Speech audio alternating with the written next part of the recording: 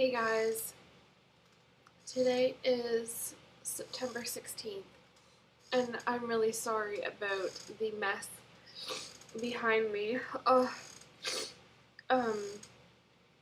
we're almost finished moving. This is just the cluttered mess in the living room that needs to be packed and moved. Anyways, I'm a little emotional today. Okay, a lot emotional today. Elli is just 2 days shy of being 2 months old. She'll be 2 months old on Wednesday. And I was just thinking, I was thinking back to the day that she was born. And I remember everything about that day. I remember the words that I said when she came out. That day forever changed my life. But the reason why I'm so emotional is just because I'm finding it really hard, incredibly hard, to believe that the baby I'm holding is mine after all that crap we went through to get her. After all the money that was spent, the lengths we went to, I would have done anything to get her. And now I don't have to anymore. I don't have to worry about it. It's over. It's finally over. And I didn't think I would ever see an end to it. I was so close to giving up so many times. I lost hope so many times. And it makes me kind of sad. Actually, not kind of. It makes me really sad to know that there's people that still have to fight that horrible, horrible journey, and they have to go through it. And it's so not fair.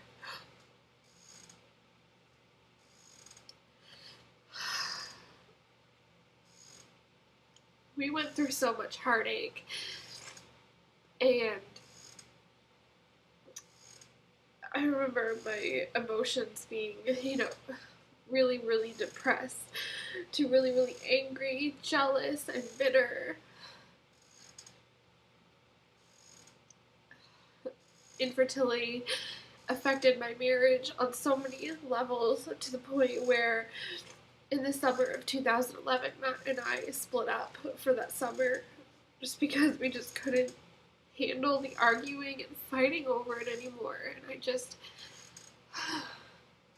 I am so freaking thankful I don't have to go through that anymore.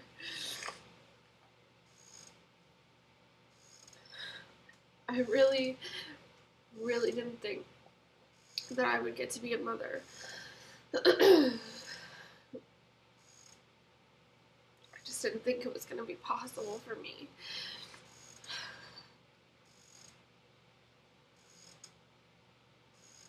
I remember the first words I said when she came out was, "I waited so long to hear that cry." I remember sitting in the hospital bed right before the C-section saying 7.5 years is boiling down to 45 minutes. I could count down the minutes till my journey with infertility would have been over. It's so hard to believe.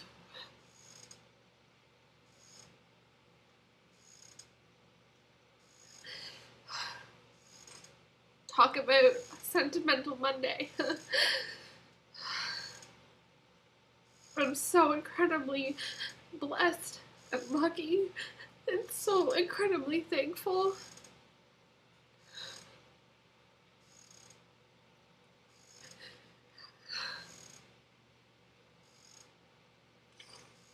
Elli, when you see this when you're older, I hope you realize how much I love you and how much I would have done to get you.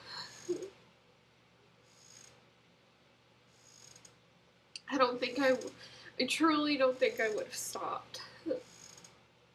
Although I said I would multiple times, I just couldn't give up. trying to get something that I couldn't go a day without thinking about.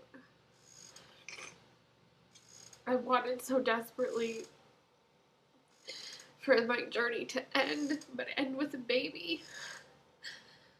After so many heartaches and disappointments, miscarriages, I just wanted it to end.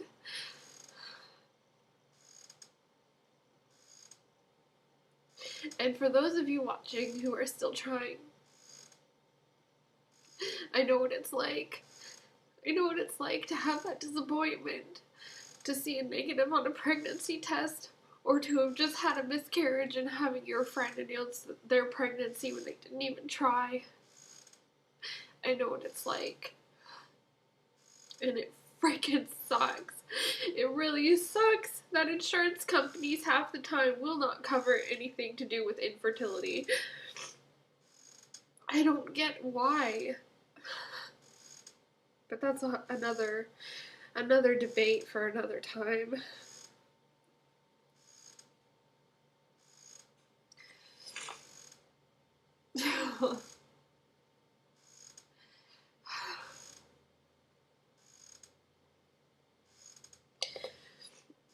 I find myself like just holding her a lot of the times and just like, holy crap, she's mine. I'm so used to wanting a baby, I'm not used to having a baby.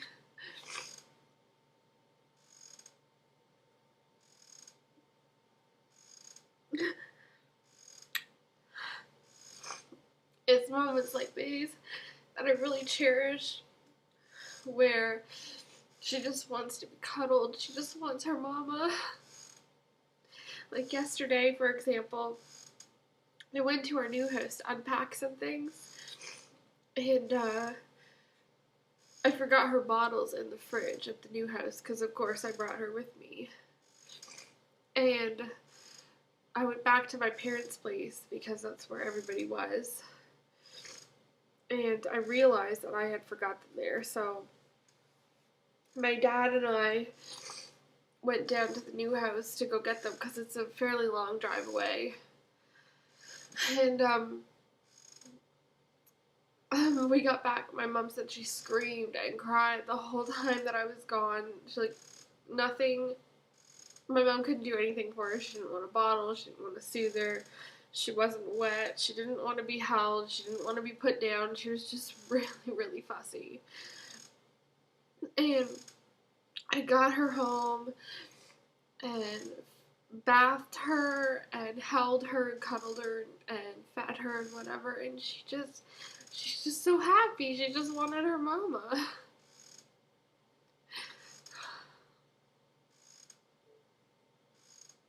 I didn't think I'd be this important to anybody. Like, I don't know if you know what I mean. It's a different level of importance. Like, you're an important person to your significant other, but it's like somebody's whole life depends on you.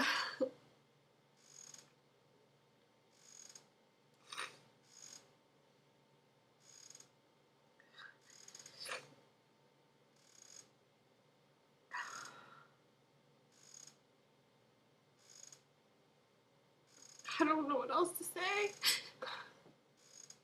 I just really wanted to record this moment and these thoughts,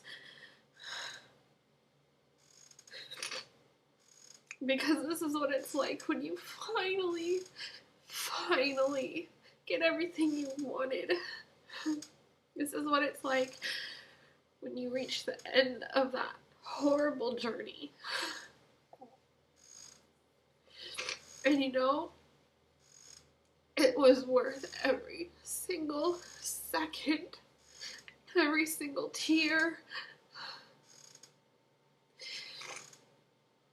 Clearly there was a reason that God put me on that path, and I know a lot of you don't believe in God and everything, and that's okay. But there was a reason I was on that path. There's some people out there who are so lucky that they can have a baby and not have to go through infertility or have problems conceiving or whatever. And they just don't think, like, what if I can't have a baby? They don't think about that.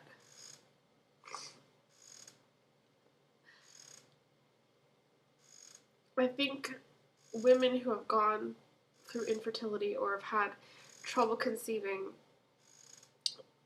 just know how much of a miracle their children are. And I don't want to sound like women who can get pregnant at the drop of a hat or don't have problems at all don't know what a miracle their children are, but it's like, I don't know how to explain that, and I don't want to offend anybody. I think that I'm trying to say that they just know the lengths that it takes sometimes to have a baby, because obviously women that don't go through infertility, they don't know about, well, a lot of the times they don't know about IVF and IUIs or donor sperm or surrogacy or egg donation, because it's not something they would think about. If you don't have to go through it, why would you think about it? And for somebody that goes through infertility, it's just, I don't know, I don't want to offend anybody, so I'm just gonna stop. Hopefully you know what I'm trying to say.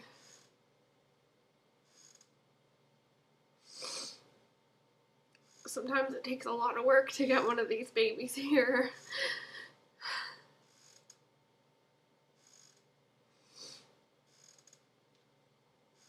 My God, she's cute. I don't think you can see her.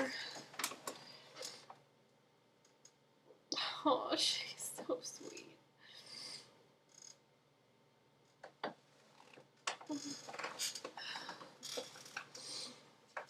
Well, the good news is all this crap behind me is going to be packed and moved today. So it probably means I should get out of my nightgown. I just can't stop cuddling her. I can't put her down.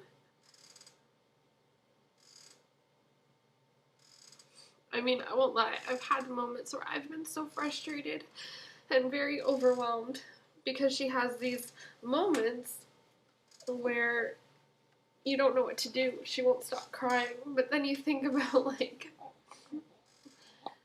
I am so glad she's here in my arms having a meltdown rather than me having empty arms wishing she was here. I'm just so thankful. I was telling my mom, she had a dirty diaper the other day when she was there. And I was just like, every one of these dirty diapers is such a blessing.